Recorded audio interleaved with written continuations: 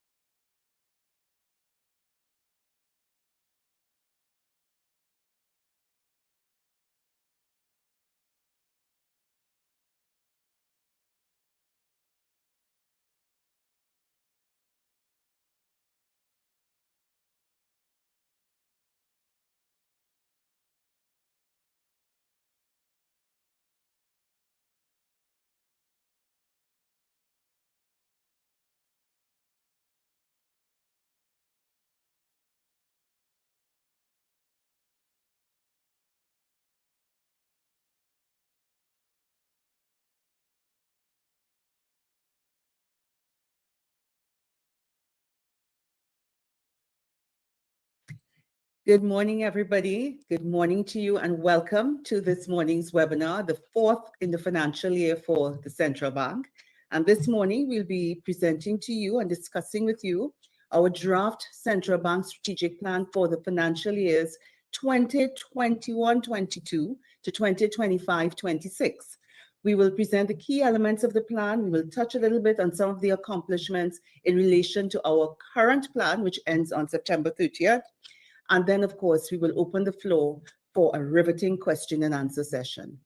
The presentations will last for just about half an hour, and then we want to devote an hour to spend with you and to engage you on your questions.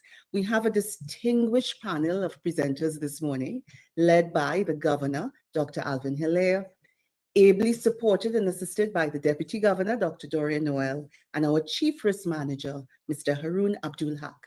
I will return in about half an hour to moderate this morning's proceedings, and I'm Nicole Crooks, just in case you don't know. So now I turn over to the Governor to begin the presentation. Thank you, Nicole, and good morning, ladies and gentlemen. and welcome to your Central Bank of Trinidad and Tobago. It's indeed a pleasure and a privilege to have you here with us today as we explain what we are trying to do over the next 5 years. So what exactly are we trying to do today? Well, we have our strategic plan that we have put together that outlines our goals, our aspirations, our objectives, our policies for the next 5 years. And we believe as a professional organization, and more so as a public institution, it is our responsibility to explain simply and clearly to the public what we are doing, what we have done, what we are doing, and to report faithfully and to get your feedback. So this is how the central bank is dealing with our strategic plan. So the strategic plan. For the next 5 years, we want to set out our what, our why, and our how. More than that, we need to account for what we actually do and get feedback. So we will not only be presenting our plan, but as it unfolds, we will be reporting exactly how we have done, and you can critique, you can give us feedback because we think it's quite important to do so. So let me go directly into our current plan, because we have a plan that has started since 2016, and it is now 95% complete. So if you turn to the next slide, please. So on the next slide, on our website, you will see our strategic plan that is, as Nicole said, going to end in a few months. October the 1st, we'll start in the new one. So this finishes on September the 30th of 2021. So the current plan has a number of themes, objectives, and projects. What are these about? The themes give us the what we are doing. What we are doing is based on the legislation, our governing legislation, and it talks about our financial stability objective to make sure that the Trinidad and Tobago financial system is safe and secure. It talks about our monetary policy role to make sure that inflation is low, the exchange rate regime and all of that good stuff is well organized. And then the third theme is how we organize ourselves to do what we do, what we call our internal operations. So now you have it nicely set out, our three buckets, as it will. To move this along, we had 10 objectives, some based on the monetary policy, some based on financial stability, and others based on internal operations. So that would be the what we are trying to do. And then the how, we break it down into projects. So you will see 23 projects, again, that are encapsulated in our strategic plan. So let me go quickly into what has happened in all these three areas. Monetary policy. So as I said, this is one theme. So we believe that in our assessment, there was meaningful progress made in all areas of our current strategic plan. First of all, the entire monetary policy framework has become much more robust. So we adapted our liquidity management system to the new circumstances, including the coronavirus situation, etc. We published some new working papers, and if you have time, you look on the website and you would see some excellent papers by our strong research economists. We have a new portfolio management system to organize our reserve management. This was the most expensive project for many years in the central bank, but it has been doing a lot. Elimination of the 1-cent coin, introduction of the new polymer suite, all in a bid to streamline our currency management arrangement.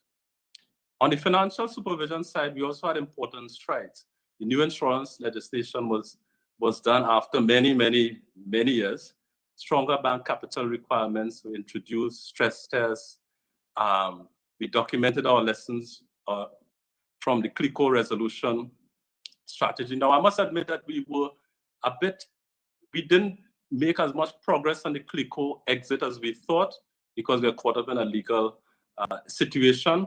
But at the same time, we did quite a lot, including reducing the liability or the debt to the government by $10 billion over our 5-year period. So I think that was important. The financial sector assessment program with the World Bank and IMF has helped us to organize our thoughts and our practices for supervision in the coming years.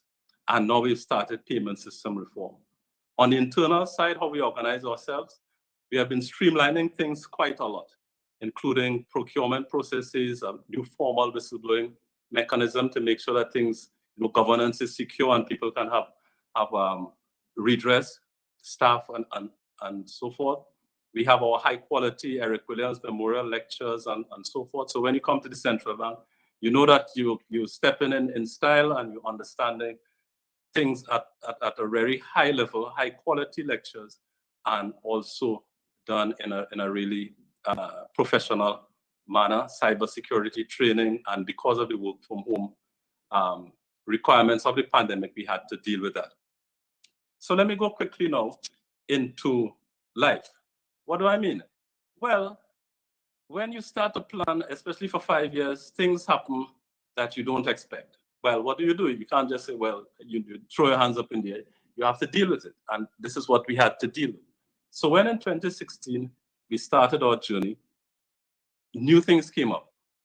Let me deal with 4. The rapid pace of digitization, and things are moving at a hellish pace on that with cyber issues and so forth. We talk about that later, Bitcoins and this and that. We have to keep in touch with that. The macroeconomic impact of depressed energy prices. We didn't anticipate that oil prices and energy prices would tank, and then production difficulties would also complicate life, but we had to deal with that. Demonetization in the context of a national security exercise. Well, I guess you all are intimately familiar with our involvement in a huge national security exercise, and we played an important role in it, and I think we did as best as we could. And of course, the coronavirus pandemic. So this is what we had to deal with, and let me just talk quickly about what are we facing to set the stage for Dorian. We'll give you the plan. Our base case scenario is that the virus could actually continue to be with us for at least the first 2 years of the new plan period. Now, we are hoping for the best, but we are planning for the worst, because with the situation now with variants, with problems with access and so forth, we want to be sure that we are on solid ground, so we are taking it. And if things turn out to be better, all the better for us, but we are not taking things for granted. And even on our internal side, we have been very guarded. The need for coordinated national monetary, fiscal, and structural policies will remain. We are still in a delicate macroeconomic environment locally, and we know that one of the important ways of getting out of this is to have coordinated monetary, fiscal, and structural policies on the macroeconomic level. So we will be keeping a big part of our influence in that area.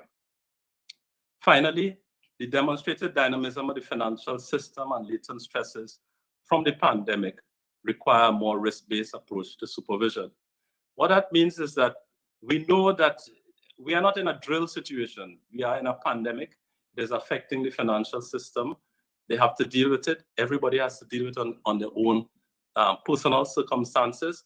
And we are in high alert mode because we understand that stresses could come to the fore if people have difficulties in servicing their loans. We need to be active, we need to be ready, and we are doing as best we can, training ourselves, talking to the banks, the financial institutions, and everybody to make things happen. So this is our approach, and this is what we are setting the stage for the coming years. So I now pass you on to Dorian. Hi, good morning, and thanks, Governor. Our new strategic plan reflects an aggregation of the views of our stakeholders and analysis of our environment, both internal and external. It is designed with a specific aim to consolidate and further build upon our achievements over the last 5 years. Also, we ensure that the plan is appropriately aligned and calibrated to allow us to successfully achieve our 5-year strategic objectives, aligned to the current and future business of central banking, calibrated to available resources to ensure a 5-year completion success. Our strategic plan has 3 themes: monetary policy, financial stability, and internal operations, 9 objectives, and 20 projects. The specifics of the plan are as follows. We intend to modernize and strengthen our monetary operations and policy, and significantly bolster our interface with international bodies. Key projects include strengthening technical and analytical research capabilities and policy issues, both monetary and financial stability.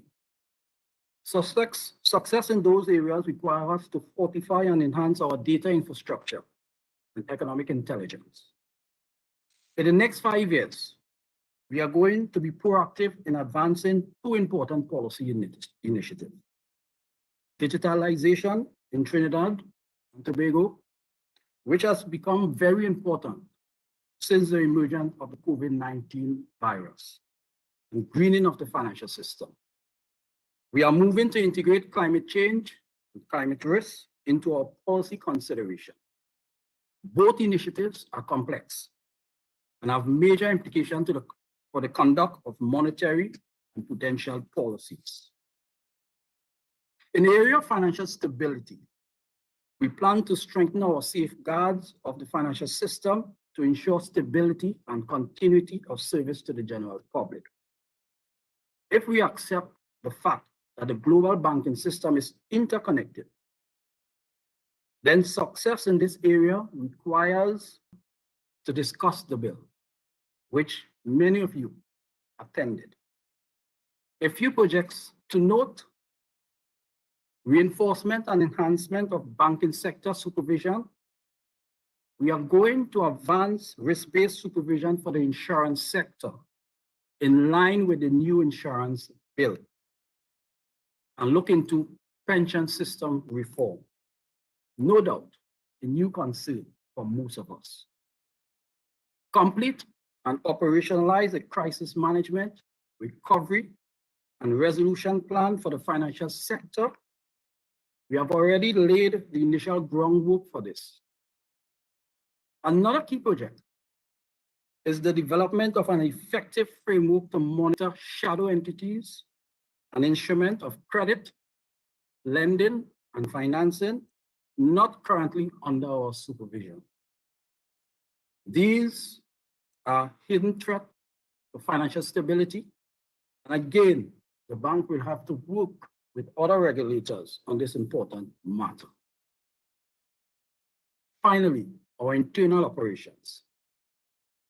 The bank monetary and prudential activities require the support of our internal operations. In fact, our road to success over the next 5 years heavily depends on our internal operations. Our objectives are to streamline activities to promote a safe, secure, and creative working environment, further promote a staff culture of versatility, excellence, and commitment to efficiency and timely service delivery, expand and enhance our corporate social responsibility programs. Highlighted projects are strengthening our enterprise risk management system and corporate risk culture, continually updating our IT infrastructure to ensure consistency with current and future needs, and operational resilience. And finally, build upon our excellent stakeholder engagement and social support. I have outlined our strategic objectives and some projects. Another critical area of the plan, the performance and risk tracking framework. My colleague, Arun, will now speak to you.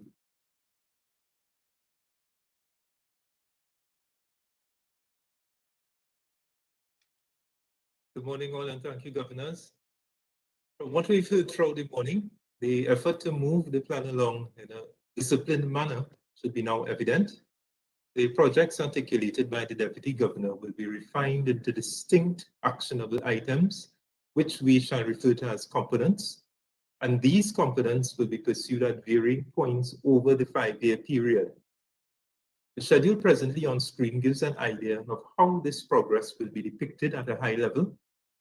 A cursory review of this table also reveals approximately 50% of these projects require the involvement of the technology and supervisory functions. Being aware of these linkages, we intend to monitor these interactions during the strategic period to ensure sufficient agility is demonstrated by these units in keeping pace with stakeholder needs. In approaching the development of the 2026 plan, we adopted a retrospective posture to identify which aspects of the present plan's implementation worked well.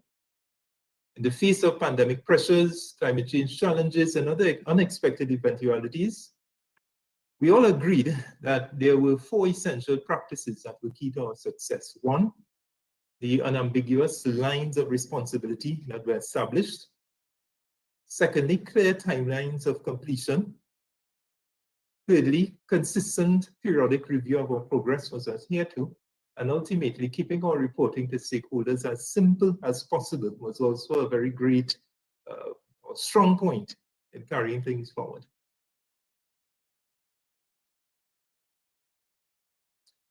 So with this in mind, we incorporated these practices into our intended approach for the 2026 plan period. We stuck to a simple 3-step process and a relatable mnemonic, namely the A, B, C approach, being A, where we agree the strategic outcomes, B, where we build measurements with a particular focus on potential key performance indicators and periodic variance analysis to somewhat temper our ambitions. C, collaborate to ensure intended and realized benefits are achieved and transferred as we intend or as planned. So looking at this, this slide that we have here, we're seeing bullets 1 and 2. These 2 items mostly relate to A. That's where we're saying, look, we need a program management approach. So we're going to adopt that to ensure consistency. And when we say consistency, we're talking about consistency in logic between the objectives and the intended actions, as well as consistency between the resources available and financial budgets. Bullet 3, slide before us, this reflects the efforts of individual departments to build on what was achieved over the past few years, so progress shouldn't be lost, while adhering to a financially disciplined approach. Also, advancements in technology continue to influence our ways of working at a pace beyond our control. Unfortunately, central bankers, we are not omniscient beings, and so we remain cognizant of the need for continued upskilling on more technical and technological topics as well. Lastly, while we assign accountability for delivering these projects to the individual senior managers, the reality is that no one is an island, and intense collaboration will be required. It will be required across the bank to bring this plan to fruition.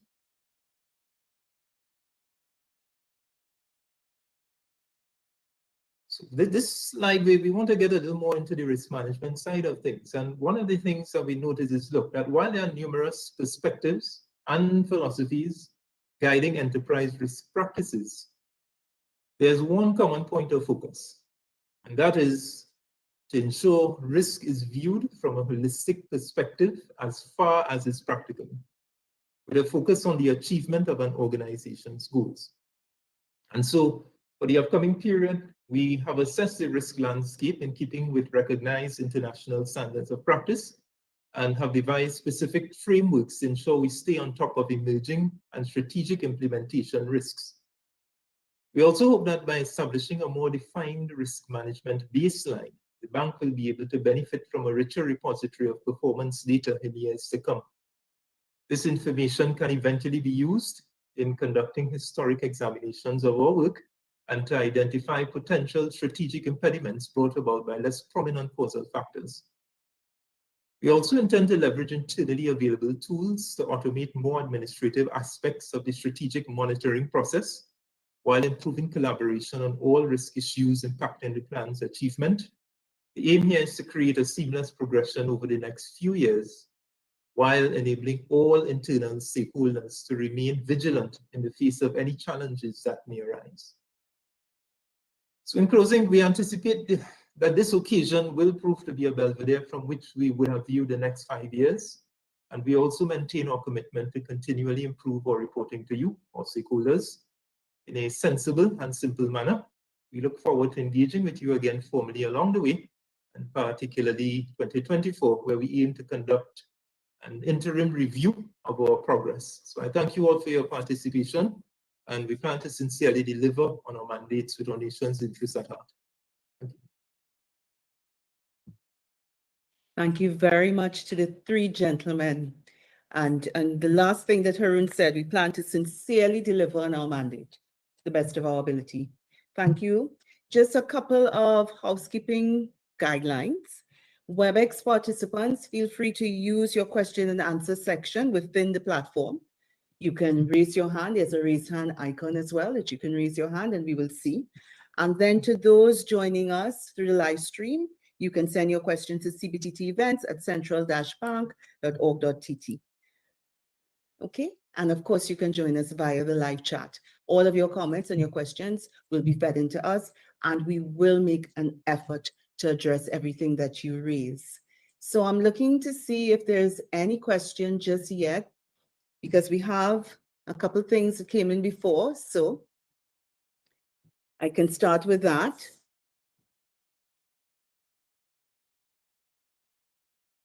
And I will pose this one to Dr. Noel as the newest member, well, not even newest, Haroon is the newest member.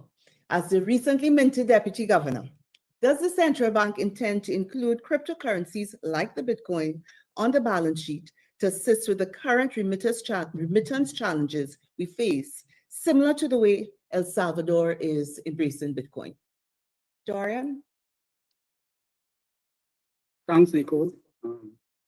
You know, the central bank has taken note of recent development in the international environment, especially when it comes to cryptocurrency and crypto assets.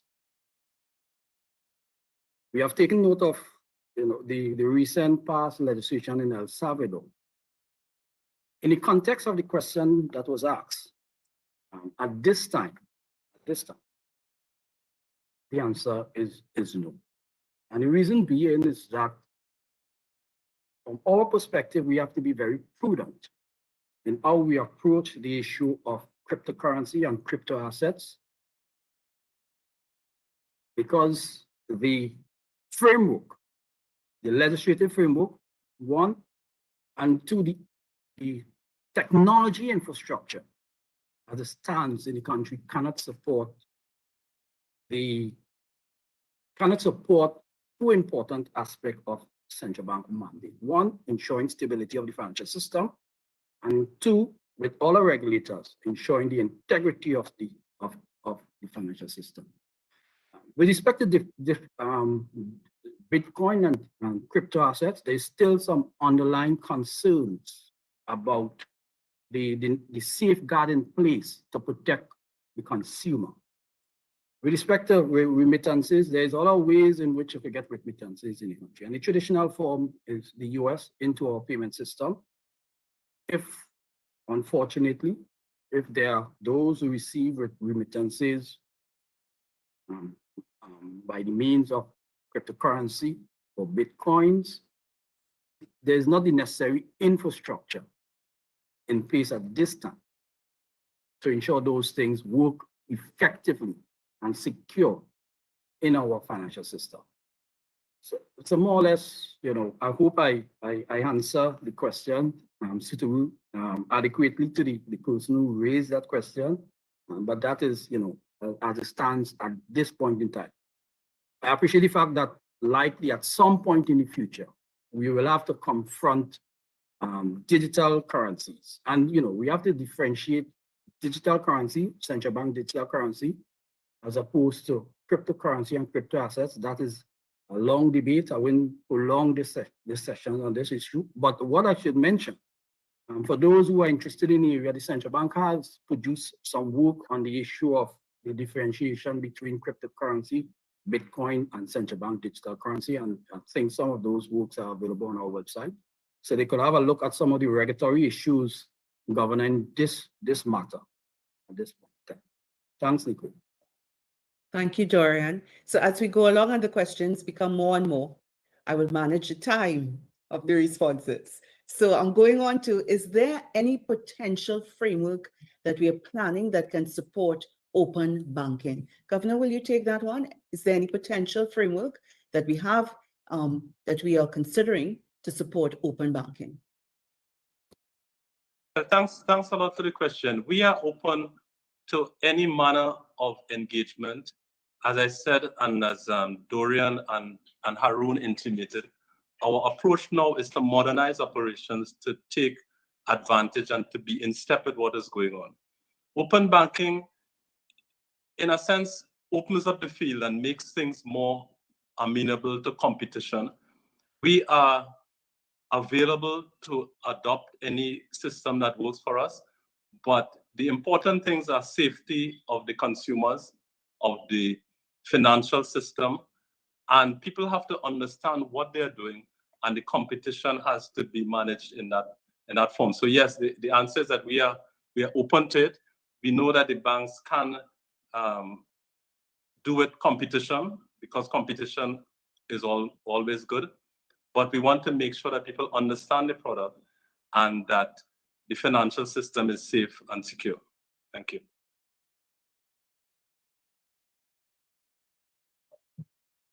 Thank you, Governor.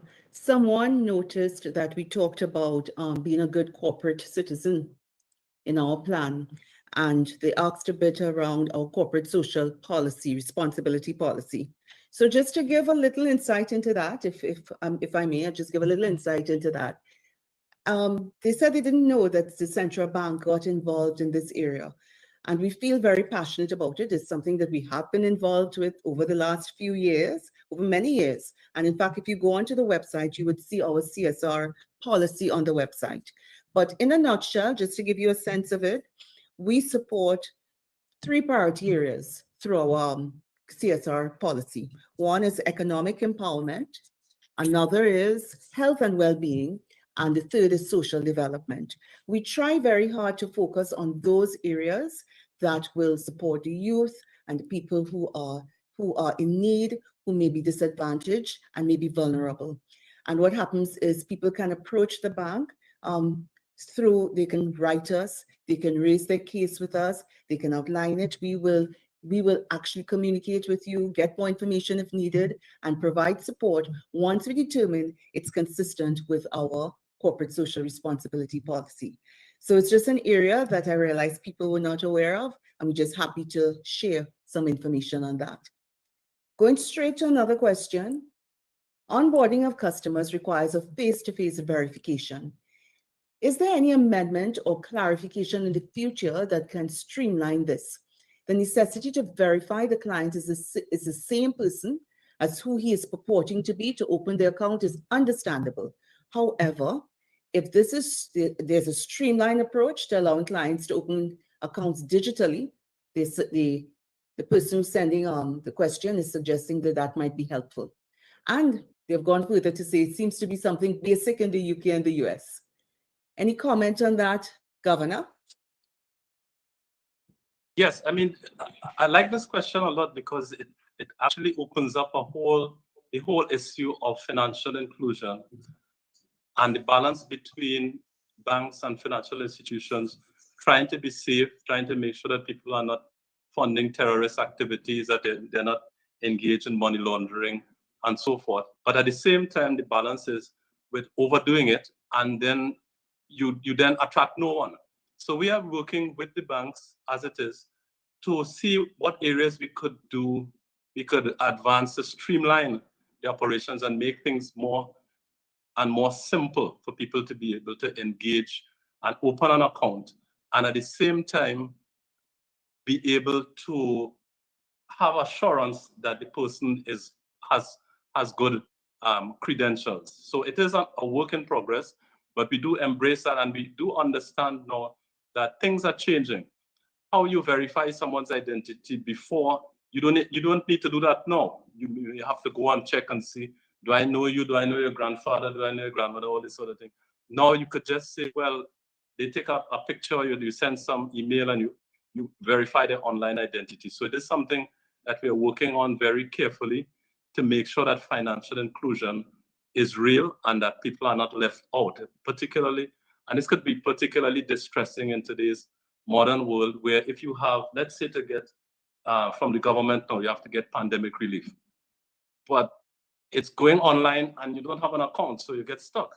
So we don't want that. So we're working with institutions to move that along and balance the need for verification with reasonableness and openness.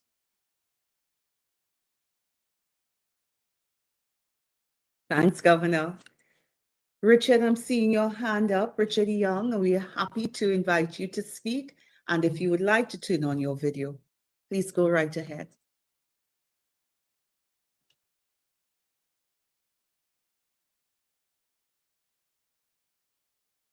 You need to Google what is ESG. Is that for me, Richard? I got a glimpse. Okay, I am having difficulty with video. It seems that you don't allow video, but that's okay. I do have on a proper shirt this morning. I just wanted to first of all start by I don't saying, know why. Please. yeah, it always happens. I've never been able to get video or start video. Okay. Right. Good morning. Let me first of all start by saying that, you know, the central bank under the leadership of Governor Hilaire has to be commended because in my little limited history in banking, I've never seen this openness and this willingness to engage publicly. I don't know whether it was because of COVID, but I think it was even prior to COVID. So let me first of all commend Governor Hilaire and his team. You know, I looked at the draft, and when I looked at the 20 projects, I thought it was quite ambitious, Governor Andurian. I mean, and then I saw in the draft, there were many wipes as if you were completing it. And then, of course, this morning, you had a lot of them running during the 5-year period. So I say that, you know, on a very pragmatic basis, I'm not trying to be negative, of course, that maybe it's a little ambitious. And I wonder whether enlisting them in the 3 themes, and I really like the approach, the theme and the objectives, it really is good methodology. May I interpret the firing order to be in priority? So that if you have from 1 to 7 in the first theme, I know that the bar chart suggested that they're all running concurrently. So it's I guess this is more a pragmatic kind of question. And I just wanted to comment on one last one also.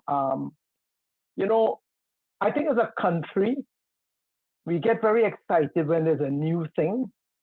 And as we know, crypto has been going on for quite some time. And we look at other countries where, you know, they're coming with a CBDC. I think there's perhaps the need for the bank, and I think Dr. Noel did a good job explaining some of it. But, you know, I get a kind of a daily newsletter on anti-money laundering and so on. You know what is the headline this morning? Crackdowns by regulators can pop the crypto bubble and mean Bitcoin is unsuitable for professional investors, says UBS. This is, you know, this is not even a regulator. So I think it's important that the country, perhaps through this medium, understand, you know, maybe we like new things and we like sexy things, but they don't understand the implication, right? But really, I asked really whether are you taking on quite a lot? And if you could do it, I am so happy because the country will benefit.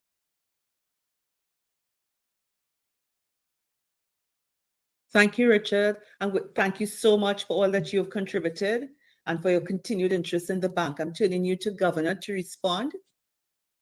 All right, thanks, Richard. And I'll start and then Haroon will pick up on how we actually do things. Is the plan ambitious? Yes, and I think it should be. I mean, we can't sell ourselves short. We have the capacity. in the bank, we have the capacity in the country. Sometimes I think we are not confident enough, but I have confidence in our people as a country and our staff. We could do a lot, and once we set ourselves to it, we're not deluding ourselves that they may not be ambitious, but once we focus and we get our act together, we could do it. And we're not starting from scratch. We have a strategic plan that is already in train now, and so this one looks new, but it isn't. It is based on the framework set from the current plan, but it may not have been exposed as much, I guess. So you could take a look at it, and you could also take a look at our 9 reports half yearly that we do to measure and to report to the public on our progress. The second question answer is no. We don't.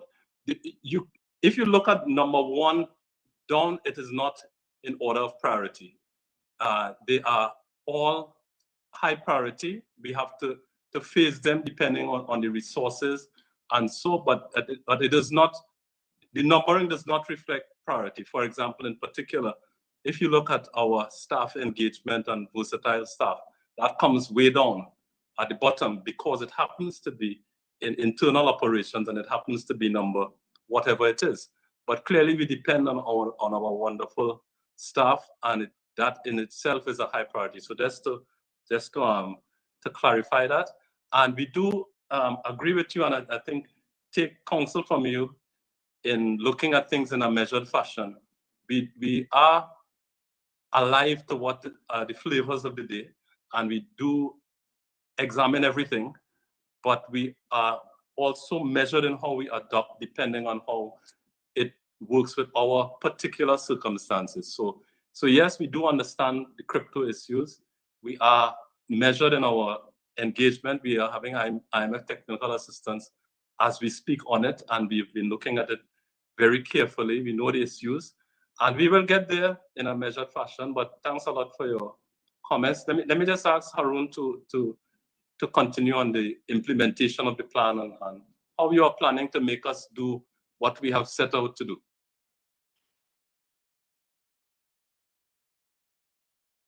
Okay, thanks, Governor. Yeah, so I think I would have mentioned in my segment some of the things that we're looking at in addition to what have been, or those things that would have been reported on in past. One is the financial side of things, budgets. We, on an ongoing basis, we're hoping to actually track what's going on, report on what's going on, and adapt our ways of working if needs be. Additionally, the resources that we have available to us, be it human resources, technology, and otherwise, is something that we also want to keep our minds and eyes on. Now, in terms of the actual implementation, we hope to track things using performance metrics or indicators on an ongoing basis. So yes, we are controlled by what resources financially and persons, technology, etc. But I think the metrics is what really would help us going forward. So just in case we might not be, or we think we might not be going on a path that we would like to be on, we should be able to take some action from up front. And that's where the keyword vigilant comes in. So that consultation, that collaboration across the respective units as well in implementing what needs to be, I think that should be helpful. That's it, without trying to give too much detail on the nuts and bolts. Thank you so much, Haroon. I'll talk a little bit later about, as a member of the team, trust me, Governor finds a way for all of us to be accountable for all that is happening in those strategic projects. A couple of questions from different sources, but related. So let me just throw them out. One talks about the fact that we may already be lagging behind other major economies related to digital advancements. Do we foresee any rapid developments and can allow us to catch up? That's one. And another one that's very pointed, what is our position on the adoption of digital signatures, which is the norm in other jurisdictions?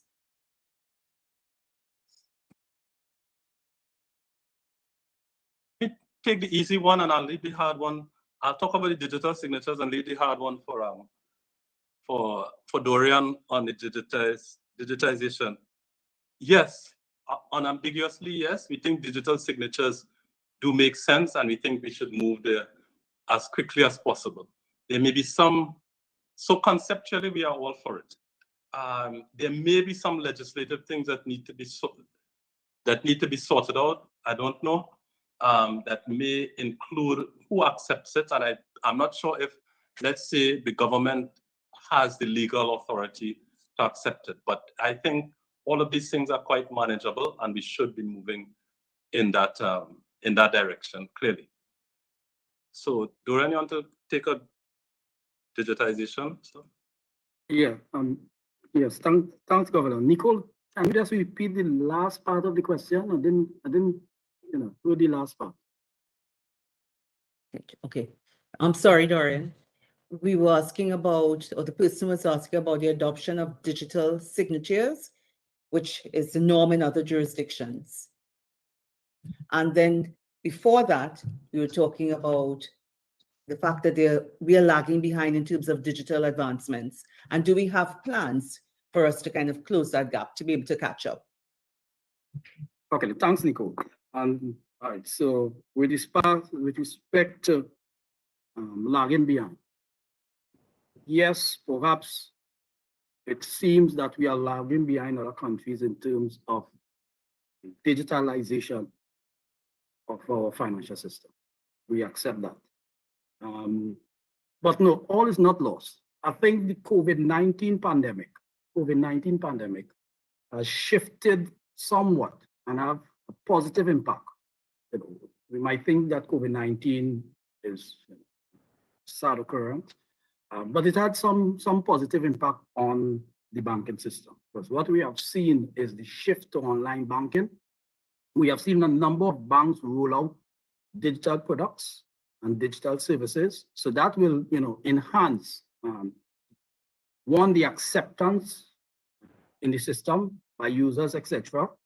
And they will demand a lot more digital service and products to go with it. And, obviously our infrastructure will have to shift to meet this change in demands.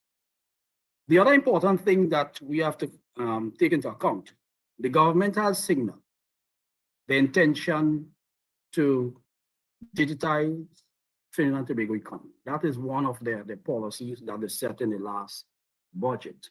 And they have, over the past, they have been working to achieve that objective. I think the International Financial Center, and I think Mr. Young could confirm this for me, have given a mandate to ensure the digitization of Trinidad and Tobago economy by 2023.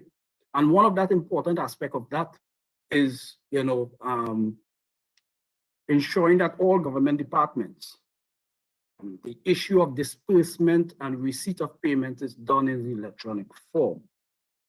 And so with all those bits and pieces that are coming together, I'm certain that we're gonna pick up, and and the distance between us and other countries in terms of digitization will close that gap. So I am hopeful that the gap can be closed, but we require broad users acceptance, and then the intrusive the environment, the conducive environment, the legislative framework, the protection framework, everything. Once that comes together, we could advance the digitalization of our financial system and the economy.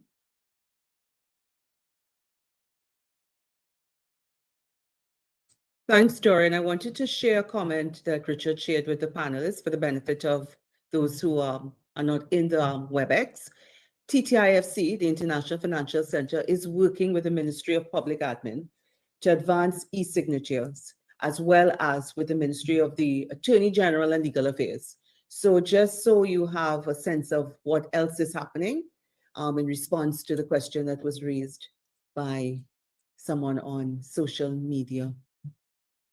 Oh, and just a comment that they're encouraging, someone's encouraging us, they're thinking it's beneficial, suggesting it would be beneficial for us to get feedback from banks related to this whole major digital enablers issue so that we can close the gap more easily. So just someone making a comment to us. Going to a question and staying with Dorian because it's still related, Governor Haroon. take a little rest. Just switching to Dorian. Despite El Salvador adopting Bitcoin, the World Bank has not supported its adoption. What are the implications in such a scenario? So Dorian, Governor, either one in weighing. You need to be a bit more specific, but I'm gonna take the first shot of this question. You know, the position of the World Bank, if we look across the globe, seem to be consistent with most major global central bank on the issue of Bitcoins and crypto assets and cryptocurrency. That is consistent. It's going to, and you know, once the World Bank and these major global central banks, talking about the Federal Reserve, Bank of England, you know, Japan, Germany, you know, all these countries, they accept the fact that, you know, digitization of the economy is taking place, and at some point, digital assets and digital currency along the lines of central bank digital currency will be the future. The question is, Bitcoin and cryptocurrency does not fit into the traditional regulatory framework to ensure financial stability and safeguard the integrity of the financial system. And that is the concern for regulators. And if you have noticed, even China has taken a dim view with respect to cryptocurrency and crypto assets, and the regulatory policies, recent regulatory actions of the Chinese government have a significant impact on Bitcoin valuation to this day. So the World Bank is just consistent. That will, you know, the implication of that's going to slow down the acceptance and growth of these types of Bitcoin and crypto assets, but that does not mean the issue of central bank digital currency will be affected. I think most global central bank is pushing the agenda, is looking a bit more aggressively into these states. They recognize the need to counteract the non-traditional digital form of currencies that are going to have implications for monetary and prudential policies. And they are working on the central bank digital currency. As the governor indicated, the Central Bank of Trinidad and Tobago also have started to work on the issue of central bank digital currency. Thank you. So, Governor, I'm going to give you this other question. How are the regulations that we are working on, that we are developing, how are those likely to affect the operations of cooperative societies? All right, that's a very interesting question. In the sense that the central bank regulates certain financial institutions, but not others. Specifically, we regulate commercial banks.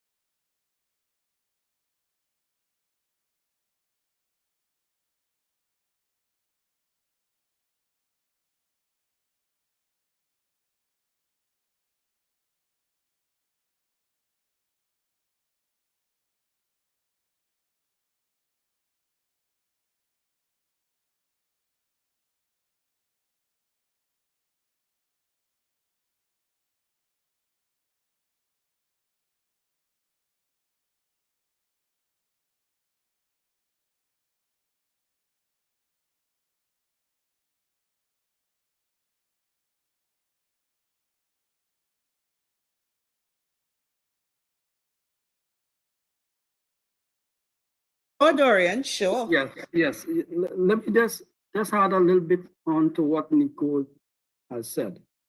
With respect to environment, social, and governance, one of the policy initiatives that we advanced this morning in our new strat plan is greening of the financial system.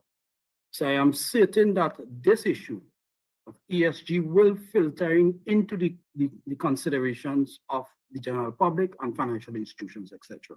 It will flow out naturally. In addition to which, for the management of our reserve and even the Heritage and Stabilization Fund, some aspect of ESG is reflecting in how we do things in managing those reserve assets and the Heritage and Stabilization Fund. Yes, the bank, we haven't gone as deep as some of these major global institutional investors like the Norwegian Sovereign Wealth Fund. But we have, climbing, we are doing bits and pieces of that in our investment management activities. And I'm certain with our policy of pushing greening of the financial system, that consideration will flow out naturally into the system. Thank you, Dorian. Switching to Forex. Wait, before we go into that, Sure. which I think may be of interest to people, but I see there's another question on climate change. You want to read that question? So it will follow up directly from what. Sure. Well, can someone, and I'll turn it over to you, Governor, talk some more about climate change and how we plan to deal with it? Yes, climate change is real. It is here already in Trinidad and Tobago, and the impact is quite stark. I mean, if you think about it, sometimes it looks like it's very slow moving. You can't see that the ocean level has gone up, but it has gone up. You can't see that the climate patterns have changed, but they have changed. We were looking at a couple of reports recently sponsored by the United Nations on Trinidad and Tobago, in particular, a vulnerability and capacity assessment 2018 report, and a more recent one on coastal zone vulnerability and adaptation assessment in 2020. What these reports showed were that the impact of rising sea levels and higher temperatures are already affecting Trinidad and Tobago. For example, coastal erosion is already affecting Las Cuevas, Blanchisseuse, Boko Bay, Palatuvia, quite a number of other areas. The whole rise in temperatures affecting the patterns, so that you find that the droughts may become more intense and the rainy season may also become more intense. And some of the threats are also already apparent to Tobago's main ridge forest reserve. So climate change is real. For the financial system, you have people that have properties in coastal areas. They may have they have more risk involved in this. So we take it very seriously. And if I were to go back to the three themes of our strategic plan, it can fit into all of these. On the monetary policy side, on the macro environment, we see that because of climate and environmental changes, you have efforts to reduce fossil fuel use that would affect our export earnings, the price of our products, the investment in fossil and renewable energies and so forth. So it would affect our situation on a macroeconomic level. So we have to be aware of that. With the financial system, clearly some financial institutions would be more exposed as people who are borrowing from them, their properties are taken over by erosion or so. I mentioned the tourist-related attractions, whether it would be the Boko Reef, whether it would be the forests and so forth. So all of these will be affected. In terms of our internal operations now, we at the central bank want to be as far as possible a pioneer, not necessarily a pioneer, but let's more humbly to do our part. So we already have, a couple of years ago, efforts to conserve our, and to improve energy efficiency by recycling paper, by recycling plastics, by trying to do our part to reduce energy consumption. I think we still need to do some more because the central bank still looks like a Christmas tree lit up in the night, but we are working on that. And we want to also measure our carbon footprint to see are there areas that we could shore up to make our contribution. As Dorian mentioned, we are part of a network for greening the financial system, which is a collaboration of central banks across the world. We are one of the smallest and probably the only one in the Caribbean that just joined. And so we're excited to be part of that. And we are getting some assistance from the Toronto Center. We are working on that shortly. So yes, climate change is something that we are taking very seriously and integrating into all aspects of our operations. Thanks, Governor. Some interesting questions waiting. Let me just go to the Forex question. And someone is observing that, we have the foreign exchange availability issue, and that there seems to be increasing prices of materials. And they're asking, why would good prices be increasing so materially if the currency price is managed at the current rate?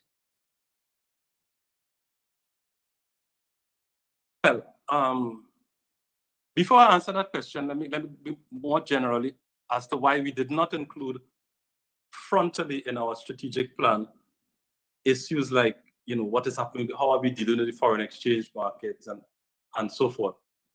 Not because they are not important, because they are critical and a part of our day-to-day operations. So in our strategic plan, we focus more on our capacity to deal with this, building our human capital, building our intelligence, building our analytical capacity, integrating our response with other agencies, etc. So I just wanted to assure you that we are not ignoring it. Now, with your specific question was a relation between international prices transmitting to us, whereas the exchange rate may be stable, and whereas the international prices may be stable. I mean, you didn't say the international prices are stable, I believe, but how could that happen? Well, first of all, you could have the international prices going up. And secondly, in a situation of COVID, you could have, and you do have, disruptions to trade and to travel, so that it becomes more difficult for goods to cover areas on the sea and so forth and to arrive at your shores. So then the price could go up because of that transportation cost. So certain frictions like that could be responsible for prices going up. Now, I would not be definitive because I don't know what happened in this particular case, because of course, it could be simpler than that. It could be price gouging. It could be somebody taking advantage of a market situation and raising prices. So I don't know the specifics, but I'm just saying these are the potential possibilities in this realm.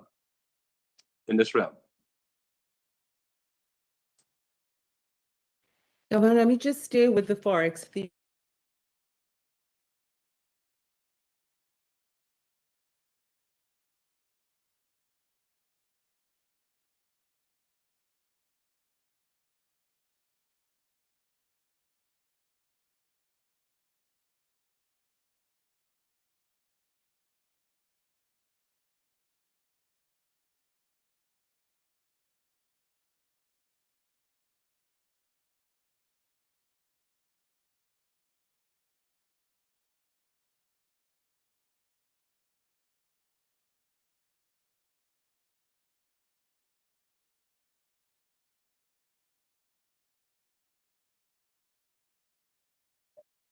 Governor, it seems that we lost connectivity for a couple of seconds there. You heard the question? Yeah. All no, right, could you good. repeat it? Somehow, listen, maybe I wasn't supposed to answer it, I don't know. I'll repeat. Will we be considering giving some level of priority to the granting of Forex for the purpose of reinsurance? Right. This is an important question, and we have been talking to the insurance companies, and we have been talking to the banks. Now, the question, let me go to the overall situation in the foreign exchange market, which I've been saying a lot of times now.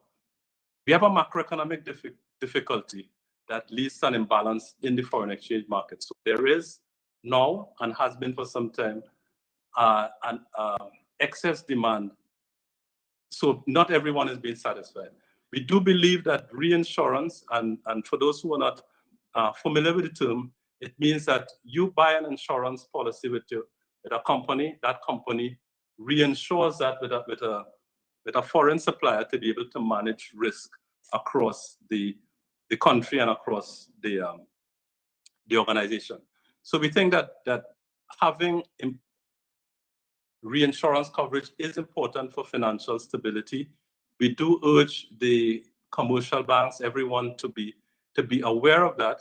We are not involved at present in micromanaging the allocation of foreign currency to different persons, organizations, and so forth. We have been discussing with the banks and indicating to them that, listen, look at things broadly. You have a financial system, your brother institutions in the insurance industry may need some support. So we think that this is the way it can be handled. Thank you. Thanks, Governor. Is there an estimated target date for the issuance of regulatory sandbox guidelines? Maybe I can try to respond to that, and Governor, you can always add if you feel the need to. At this point in time, phase 1 of the regulatory sandbox was already launched, but it's only available to fintechs that are e-money order issuers, as the law permits the granting of provisional registration to these entities. So that allows for their operation in a test environment. Phase 2 entails the broader fintech initiatives that span all 3 regulators, ourselves, TTSEC, and FIU. And that will, of course, require legislative work, so changes in the legislation and so on. And we are working together as a team to advance this. So I hope that answers the question. There's another question. Has the advancement of credit unions been considered in our plan so that they remain relevant in this evolving economy? Yes. Governor? I sort of answered that to some extent in the question on cooperatives. As I said, to reiterate, we do have it, and it was a clear objective in our previous plan. It is embodied in our current or our future plan, because we do think credit unions are important.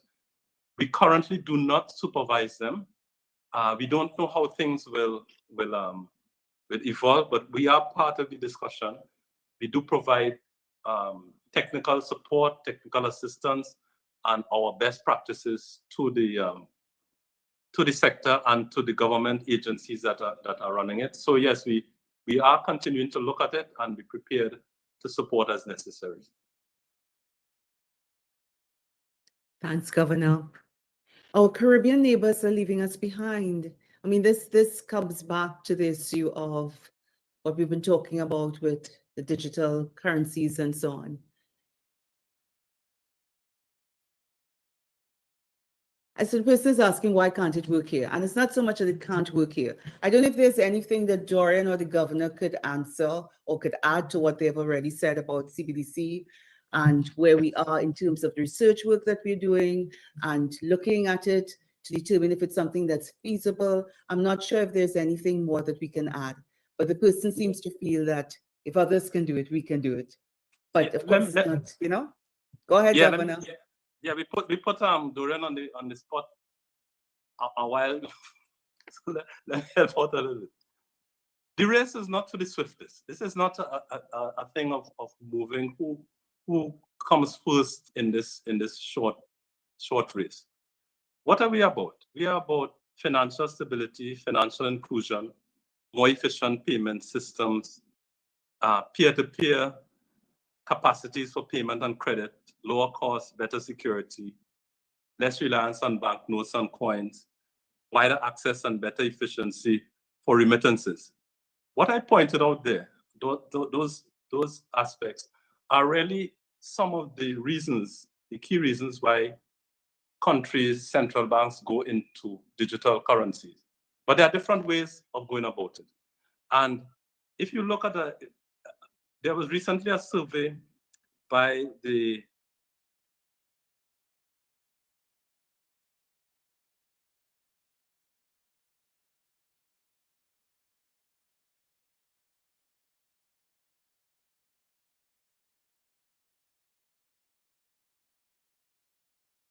Give the-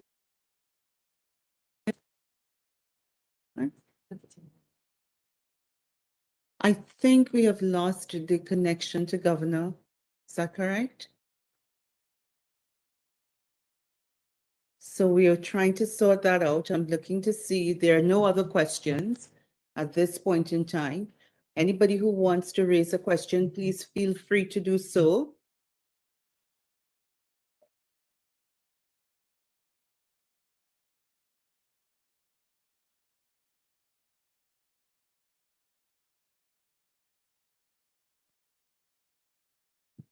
Someone has asked about whether anything will be done in respect, well, we get this question every day actually, but somebody has actually asked whether anything will be done in respect. Governor, I'm just throwing in, I was going to put in another question, but you continue and I'll go back to what I was going to raise.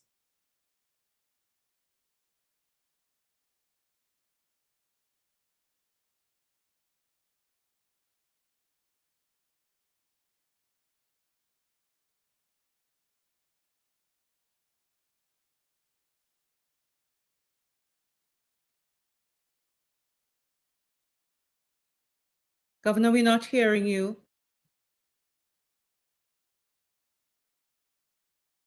We're not hearing you.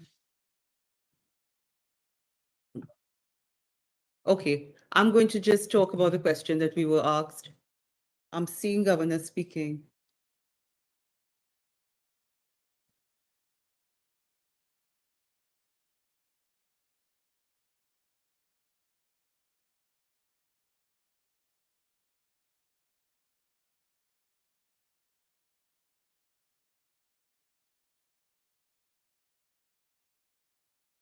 So while we try to address that, and we sincerely apologize, we don't know why we're losing connectivity.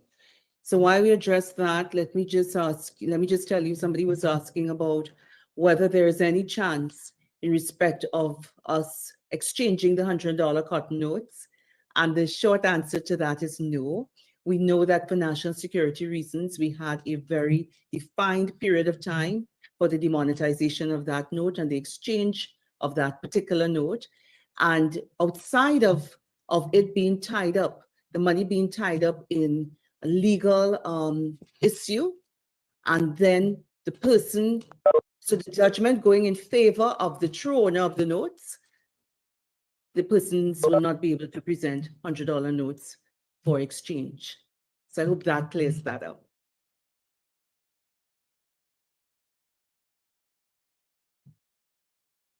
Sorry, can you hear me now? Yeah, sorry about that, participants and everyone. I don't know if the conversation has gone past me now, but I was just saying that with the cryptocurrency, and the digital currencies, we are not seeing it as a race of the swiftest. And the second part of the question, because we think that our priority now is financial stability, improving the payment system, and this is what we are about. We have a lot of technical support. We have a lot of studies. We have been engaging in understanding the thing, but we don't think that we need to be first off the blocks. A recent study by the Bank for International Settlements found that 86% of central banks are still in the stage of understanding and doing technical work on it. We find ourselves firmly in that area. When we are ready, we could move ahead. So I hope that kind of assures person that we know what we're doing, we are understanding the process, but we are not ready to move in that stage yet. In fact, we consider that for the first 6 months of our plan period, we will still be examining it. So by the time we do our first report, which will be in March 2022, we will be at a better position to give some specifics on our timeline. I think Nicole was asking, there was a question about the $100 bill. Yes, so I dealt with that. Haroon, Okay. I want to ask you to say a little bit about our risk management framework. Anything that you wanted to add that people are asking to tell us a little bit about how we approach risk management at the Central Bank, other than what you talked about in the strat plan? Yeah, appreciate it. Okay. What I think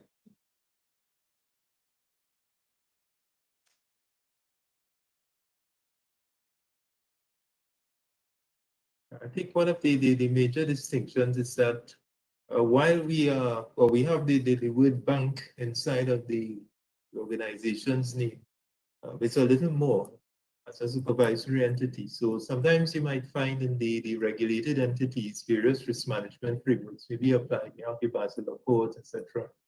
But I think we need that a more robust framework, and therefore we're guided by international best practices as well. One of the main amendments we're trying to adopt in the next few years is to have a more holistic view. So rather than look at risk by, let's say, for example, department, we will look at a risk by type or category and see how each department can contribute to managing that risk as best as possible. Efficiency, effectiveness, that's what we're really trying to get at. And we're hoping that in time to come as well, it should prove to be really a lot stronger than what we might have seen in years gone by. Another good add-on that we are hoping to get out of that is that ability to collaborate. While the risk management department is staffed with some really great individuals, the end of it all, the functional department heads are in fact the owners of the risk. Those are the people who interact with a risk on a day-to-day basis. So while we might advise, we have something like a thermostat to advise exactly when you need to be aware of this or that, but we really try to liaise more with the departments themselves to correct or remediate whatever risks might be faced in the organization. Thank you so much, Haroon. Just to share with you a couple of things. Many of you may be aware of our bank mobile app, CB Noteworthy. We encourage you to download that app. We've been getting wonderful feedback about how easy it is to navigate and how helpful it is, so that you can see all the security features of the Polymer Notes. And we really encourage you to download the app. We also encourage you to check us out on social media. We have a great social media presence, and people have been communicating with us, and we just encourage you to continue to reach out to us, share your ideas, let us know things that you think we can do better. And later on, as part of the strat plan, we will actually be engaging you on assessing our social media presence, so that we can actually determine how we're doing, where there might be gaps, how we can close those gaps. Now we can make things better as we move forward. So just a couple reminders as we await any other questions. It's just to give you a sense of the time. It's just close to 11:20. So we have about 10 minutes or so again. Feel free to ask your questions. There's a question. What about the CSME? Any plans towards developing this any further, or is this on the back burner? Is it, sorry, the CARICOM single market and economy? Is that what it's That's what's there. Yeah, that's what's there. Not sure. All right, well, if that is the question, I mean, we are not directly responsible, and it was the political authorities that are responsible, the heads of government, on working out CSME issues. So, but we would have a part to play occasionally in giving some guidance. We do attend some of the ministerial meetings with the finance ministers and so forth, as support from the central banks as a whole. But I would want to take the opportunity to mention some of the things that we are doing on the CARICOM front, because as was mentioned before, our financial stability mandate requires us to be very close to other regulators, not only in Trinidad and Tobago, such as the Deposit Insurance Corporation. They're not a regulator, but they're part of the support system, the Securities and Exchange Commission, but also with the regional regulators. Why? Because the world is becoming more and more integrated. And in the Caribbean, there are a lot of mergers, acquisitions, and you see certain things that happen in one country have magnified effect or large effects on other Caribbean territories.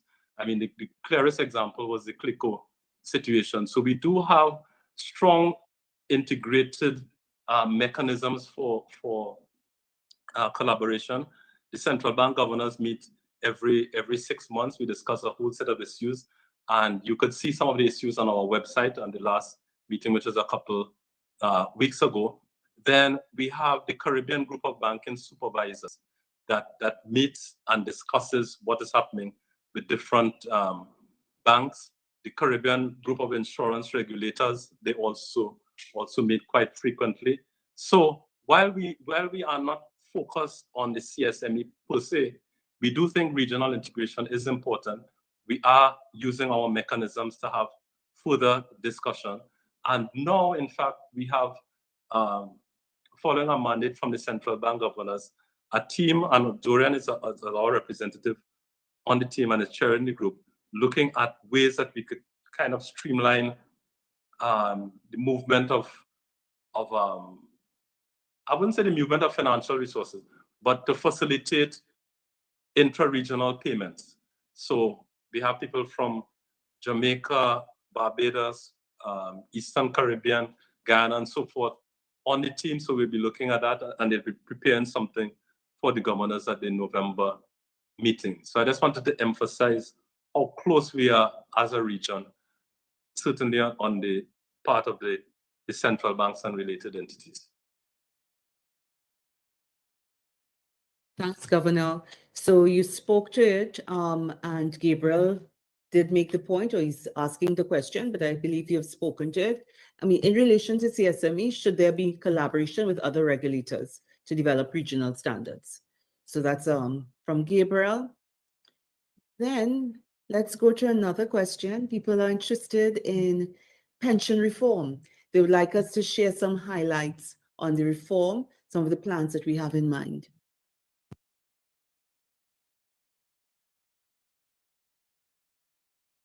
I don't know if somebody has been reading my notes, or they have somebody spying on what I have on my desk, but this is something that we are actually planning to do on the 4th, is the 4th of August, whatever the first Tuesday in August, the 3rd of August.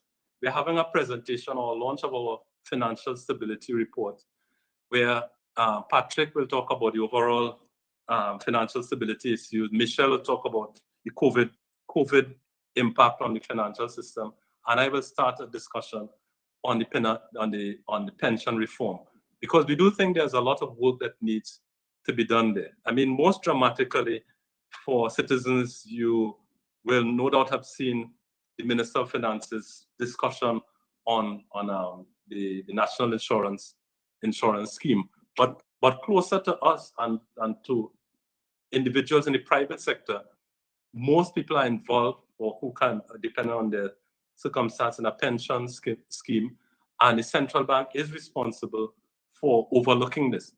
We have some gaps in the legislation now that we need to address. When my understanding, and I mean, Patrick and those guys could correct me because this is not my forte, but my understanding is that the pension issue is in the insurance legislation. And when we had a reform of the insurance legislation, that part was not updated or given full merit. So we will be looking at that, whether we keep it in that legislation and amend it, but it will be a big part of our objectives moving forward, because people need to have comfort that their pension schemes are stable And we have a lot of issues in that regard. The issues of contributions, who contributes? Is it the individual? What about their companies? You need to contribute enough so that the system is stable over time. And all of these different aspects we will be dealing with, and how we could strengthen our approach to the regulation and the supervision and guidance in this sector. And of course, one other major thing which will come out in the discussion, of course, would be, should it be defined benefit or defined contribution? And if a company is now in a defined, in one of the schemes, should it transit to the other? So all of these things are rich discourse. We are looking at it very carefully. We will be starting the discussion, so look out for that on the 3rd of August. And we hope to build on that, and then to build some momentum for reform, legislative, institutional reform, etc. So thanks for starting the ball rolling. I really like that question. Thanks, Governor. Another really interesting question. Do we intend to increase our presence in Tobago? And perhaps I can talk a little bit about our National Financial Literacy Program, and of course, the Financial Services Ombudsman, the Office of the Financial Services Ombudsman. So I can start there. Because we had a presence pre-COVID. In fact, we used to have visiting days in Tobago, and an office that we operated from.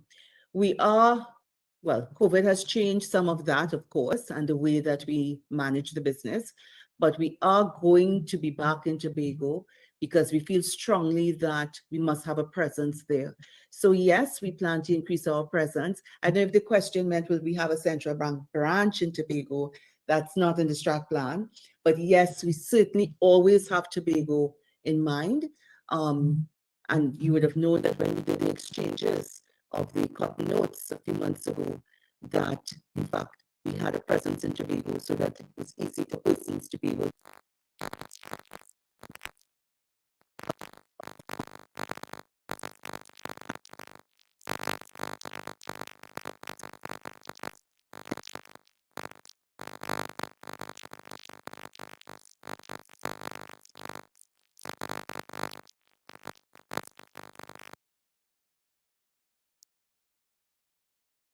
So, Governor, I don't know if you wanted to add anything to that particular question.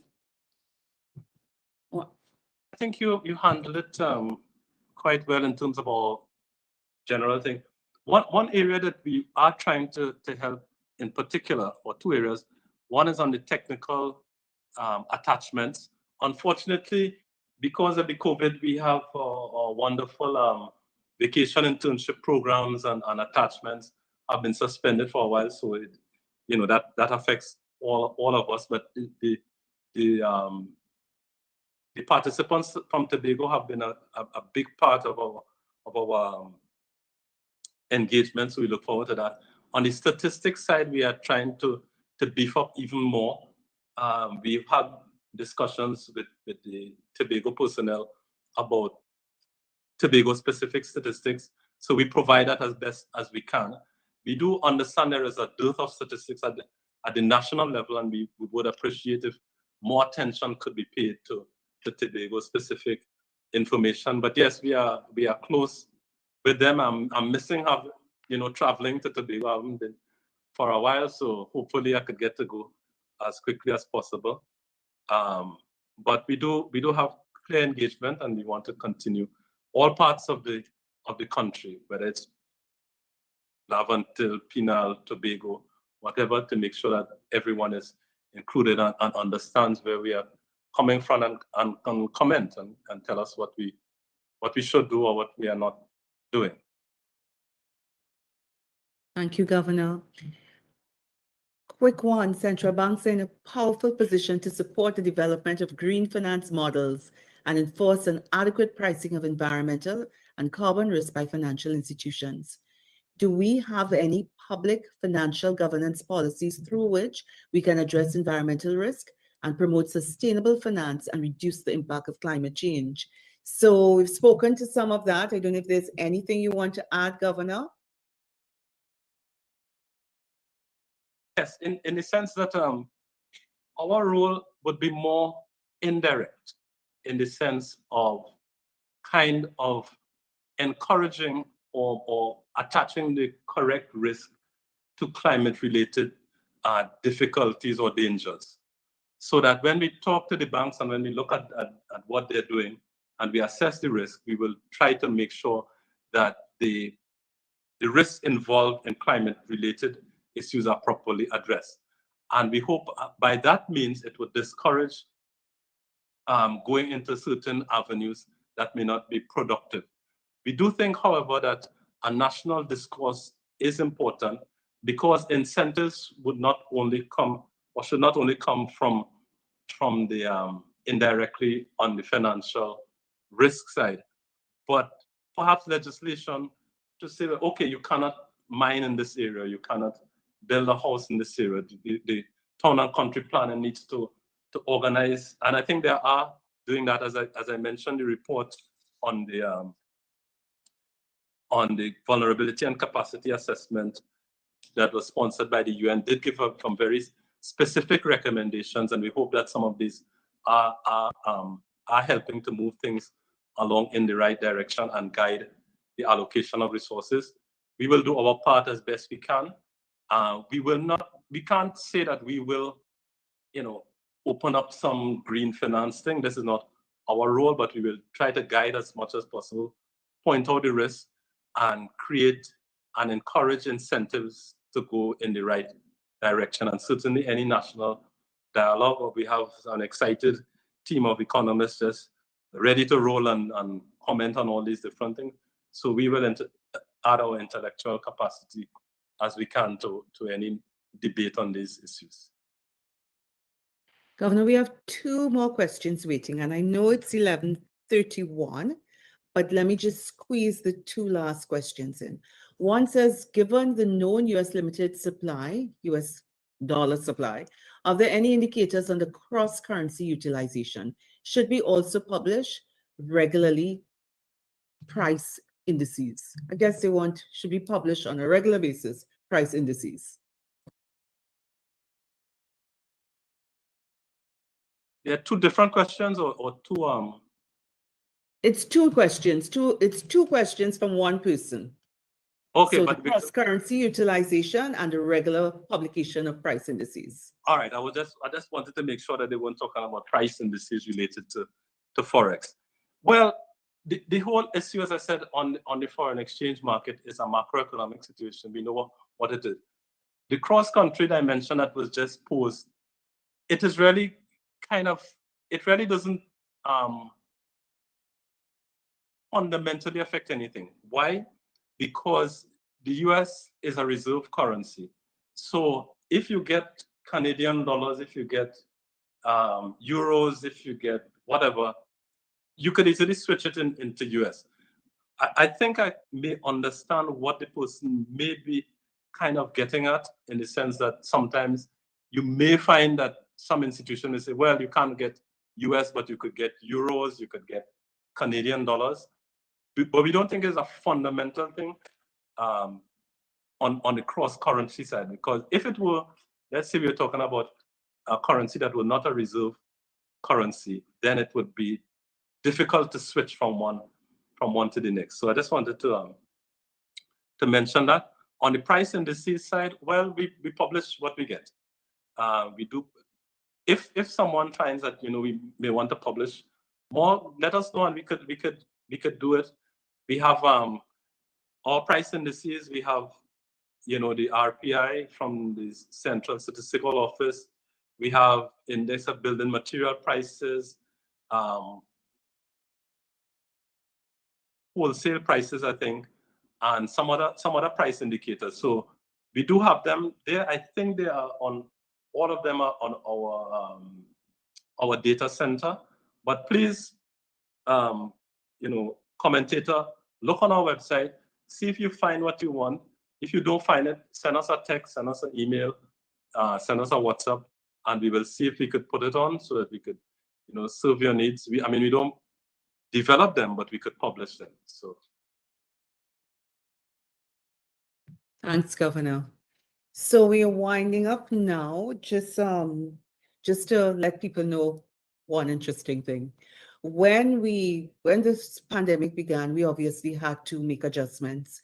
And one adjustment we made coming out of our museum side would have been to do certain things virtually so that the country could still experience what we have to offer. So we have had a number of virtual exhibitions.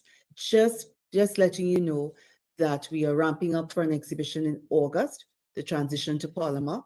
It will be in the virtual space, and we hope in the next few months, we're just hoping that we will be able to invite people to the physical exhibition in the next few months after that.